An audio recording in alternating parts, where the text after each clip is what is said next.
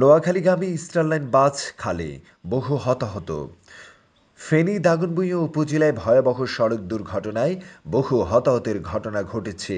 বৃহস্পতিবার ২৯ মে সকাল ৬:৩০টার দিকে নোয়াখালীগামী একটি ইস্টার্ন লাইন পরিবহনের যাত্রীবাহী বাস দাগনভূঞা উপজেলা পরিষদের সামনে এসে নিয়ন্ত্রণ হারিয়ে সড়কের পাশের খালে পড়ে যায়। প্রত্যক্ষদর্শীরা জানান, ভোরে টানা বৃষ্টি হচ্ছিল। বৃষ্টির পানিতে রাস্তা পিছলে থাকায় চালক বাসের নিয়ন্ত্রণ হারান।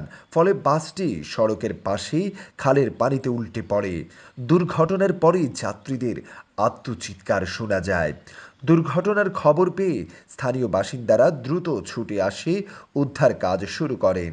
তবে টানা বৃষ্টি ও খালের পানি থাকায় উদ্ধার কাজে বিঘ্ন ঘটে। এ সময় ফায়ার সার্ভিসের কর্মীরা ঘটনাস্থলে পৌঁছাতে দেরি করায় স্থানীয় স্বেচ্ছাসেবক ও এলাকাবাসী নিজেদের উদ্যোগে আহতদের উদ্ধার করে উপজেলা স্বাস্থ্য কমপ্লেক্স সহ আশপাশের হাসপাতালে পাঠান। উদ্ধারকৃত যাত্রীদের মধ্যে অনেকের অবস্থা আশঙ্কাজনক বলেই জানিয়েছেন হাসপাতাল সূত্র। তবে এই ঘটনায় ঠিক কতজন আহত হয়েছেন তা তাৎক্ষণিকভাবে নিশ্চিত করা সম্ভব হয়নি।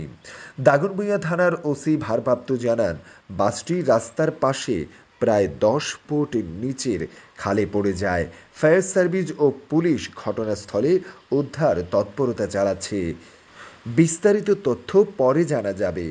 ঘটনাস্থলে উত্তেজনা বিরাজ করছে।